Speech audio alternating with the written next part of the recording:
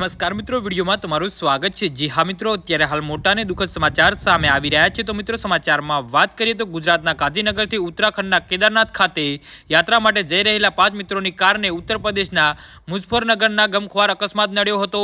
આ દુર્ઘટનામાં 4 યુવકોનું ઘટના સ્થળે જ મોત નીપજ્યું છે, જ્યારે એક યુવક ગંભીર રીતે ઇજાગ્રસ્ત થયો છે।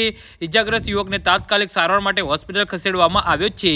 જી હા મિત્રો, અત્યારે હાલ મોટા અને દુઃખદ સમાચાર સામે આવી રહ્યા છે।